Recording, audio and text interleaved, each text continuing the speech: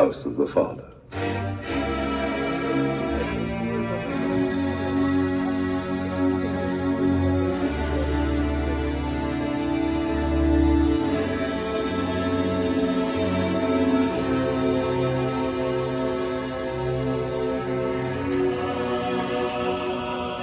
In this house of the Father, each pharaoh thought of himself as a son and wished to leave his mark upon it.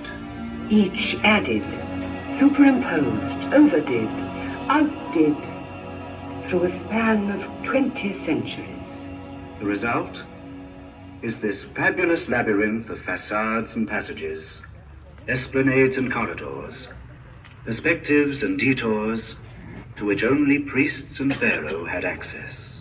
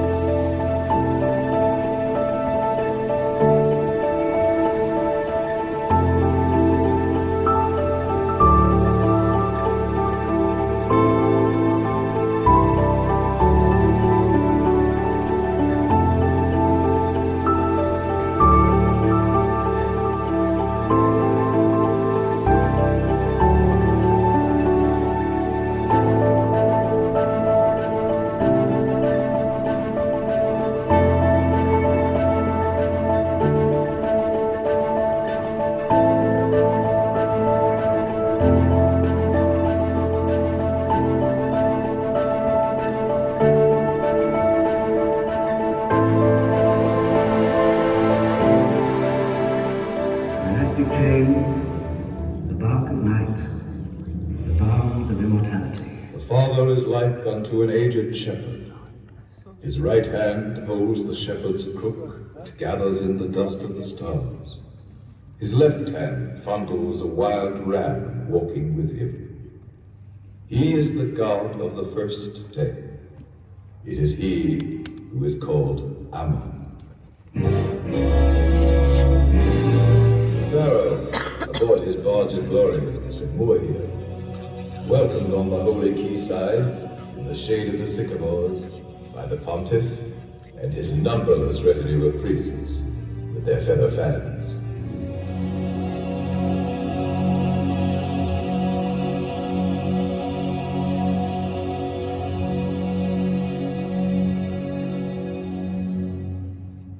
Do not be overwhelmed by the sheer size of these ruins. The citadel that arose here was not designed on the scale of men, but on the grand scale of God, Ammon. The answer would seep from these walls, these lintels, these pedestals, these secret chambers, these piled ruins. For the answer is written everywhere, in 1,000 different hieroglyphics. Of the seven celestial kind. I open my mouth to speak in the midst of silence. I cause to be that men should have a path on which to tread. I open the eyes of all that they might see. My right eye is the day. My left eye is the night. And the waters of the Nile spurt from my sandals. They made up the Karnak triad, the holy family, for whom and for 2,000 years, ceaselessly, complex thought had Come to bear witness to the glory of Seti II. Isha Minor, you may measure the vastness of my empire, but to judge the span of my life, know that after her I married 4 of my own daughters, and that the number of my children was 92 boys and 106 girls.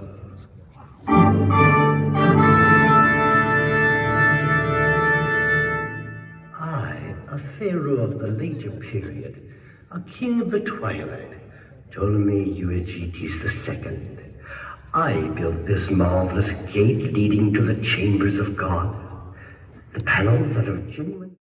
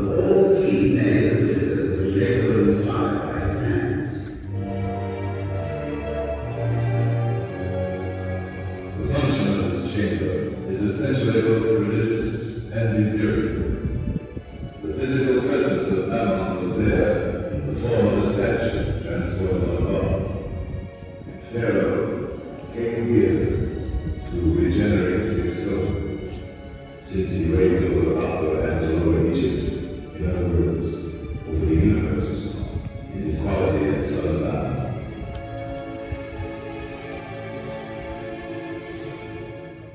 Let's admire this castle of cards, in which the architect has striven to capture the very sap of the Nile stone.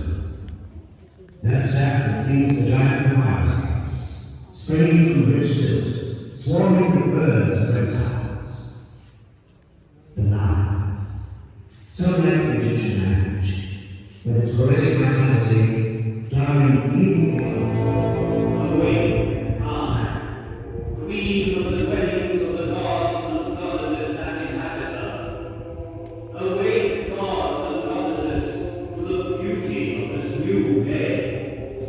Awake in peace, Ammon, Lord of Karnak. Master of heaven and King of Ka.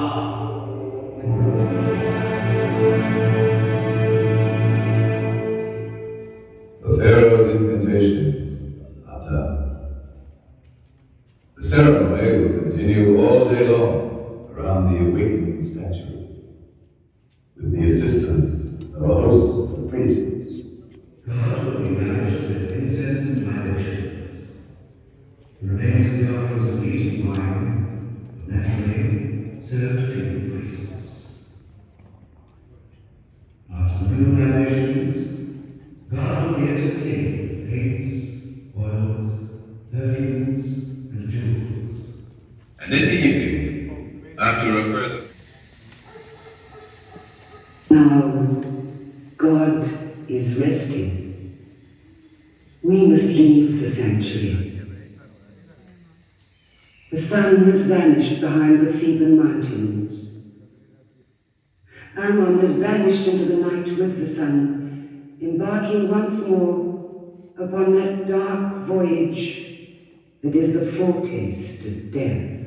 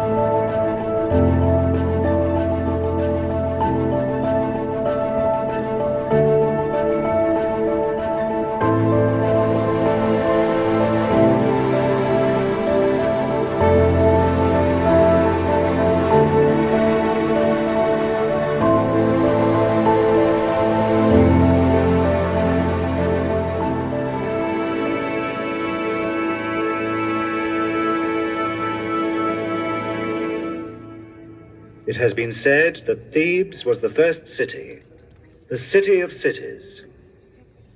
Homer named it the city of 100 gates. For 100 trumpets sounded its fame.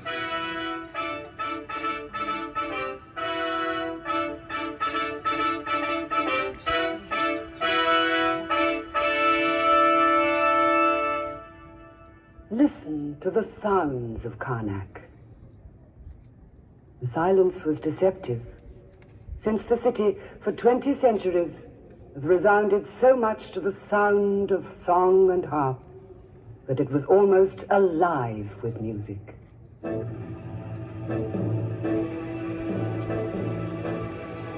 Naturally, there are the baser tasks of the city, the crowded farmyards, the laden trellises, the papyrus presses, and the nobler tasks, the working of gold and silver, the polishing of the columns, the fashioning of the sandstone blocks. But above all, there is the fabulous machinery of the universe. For God is in charge and is responsible for the functioning of the world.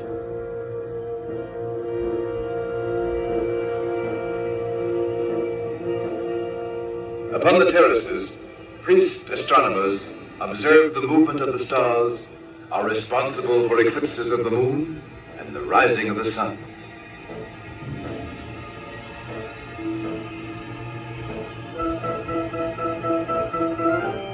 The statues, the jewels of gold, the sacred and profane furniture, the alabasters, the porcelains, that prodigious treasure that still draws the crowds, and that mask encrusted with lapis lazuli and cornelian, which stares at us from the depths of the night with the enigmatic smile of an immortal young man.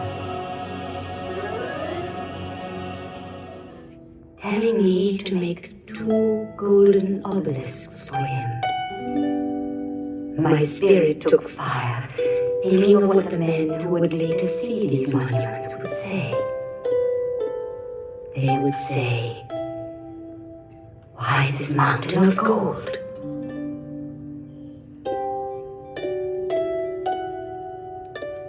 But my dream was beyond my power.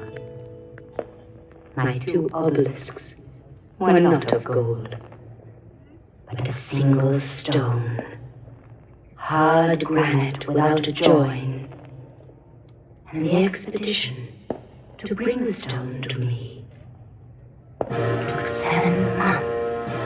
Now the 2 obelisks have been set up. I must finish their dedication. I shall add this. Thinking of future men who will not have seen the realization of my dream of gold, I wish at least that they may be able to say this, that my mouth was excellent in the words that issued from it, and that, even in granite, I never went back on my word.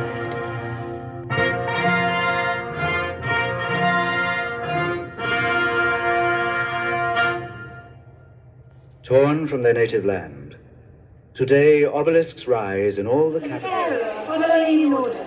And you can just make out the baskets of fruit and flowers through the plumed parasols.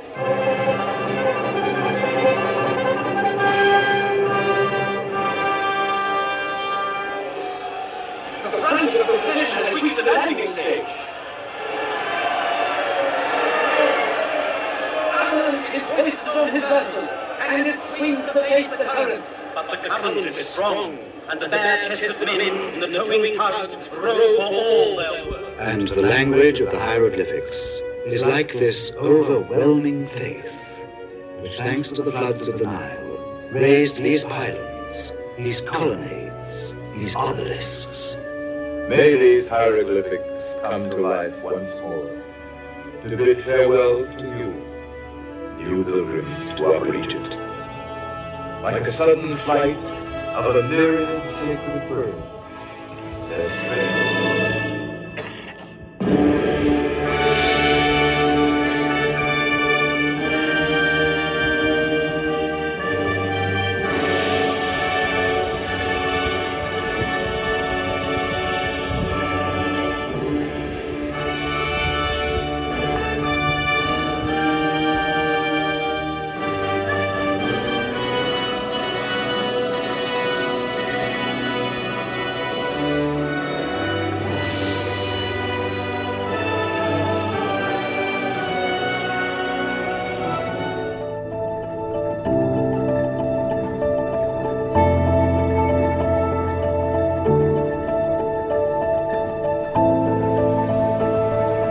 Ammon.